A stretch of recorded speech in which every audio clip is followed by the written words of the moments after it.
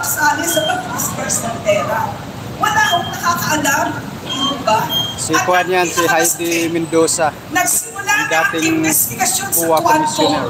Pero hindi tinapos at ang sabi, investigahan na lang ng Department of National Defense yung sundalo na siyang binigyan ng Guys, pera. yung mga hindi pa nakapag-like sa ang mga pulis at sundalo paki-like dito. po at subscribe po sa mga hindi pa nakapag-subscribe Dapat at hindi like. kayo sa amin nagagalit. Bakit? Ayan, paki-subscribe Kung kaya at kayo like po. natatakasan ni Marwan. Ayan, meron Kung pa lang kaya po kayo tayong namamatay 17 ng hindi nasasalina ng ano, dugo habang 17 na ini-airlift. likes. Ayan, Kung wow, ang kaya daming hindi sasakyan. kayo makalaban ng sabayan sa magagandang armas Ayan, ng Kapil Sar, may kalaban. kami shoutout. Dahil kinukurakot ang intelligence fund.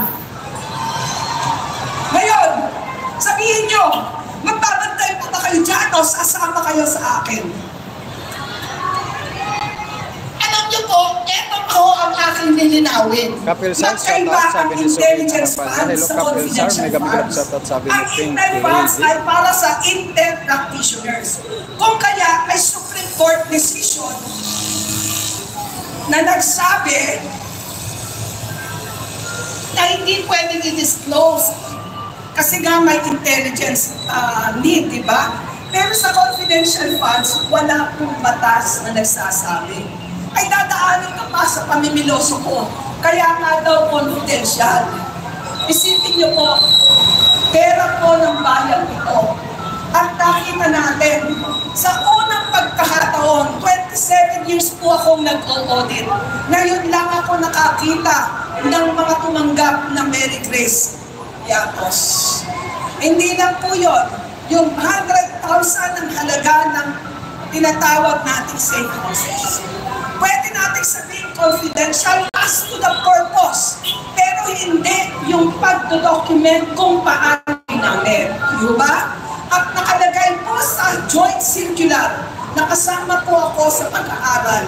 Kailangan magtayo ng internal control ang head of agency.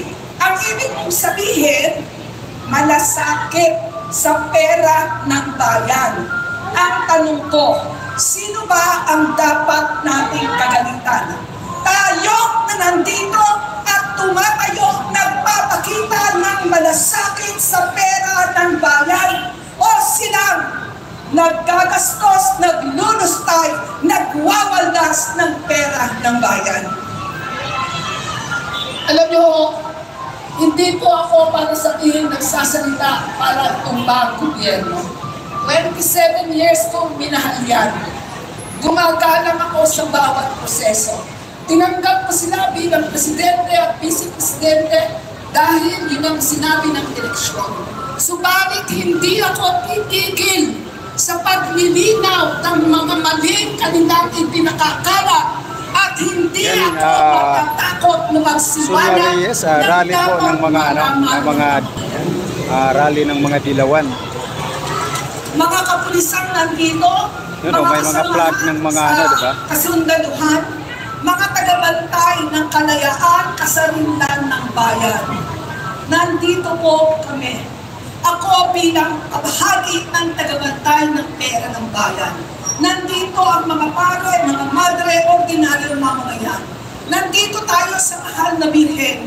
Humihingi ng yun ang dapat panalangin. magandang itanong, sapagkat Levi Lapto. Ito yung magandang itanong sa kanila, yung nagsasalita na yan, kung sino ang gusto nilang iupo. Panagutin si Marcos at ang Kongreso sa budget na hindi naman kinikilala ang tunay na pangangailangan ng mga mamamayan. Mga pulis dyan, kaway-kaway naman ha, ang tatay ko pulis din, kabulang, o diba? Kaya peace tayo ha, magandang hapon, maraming salamat sa inyong lahat.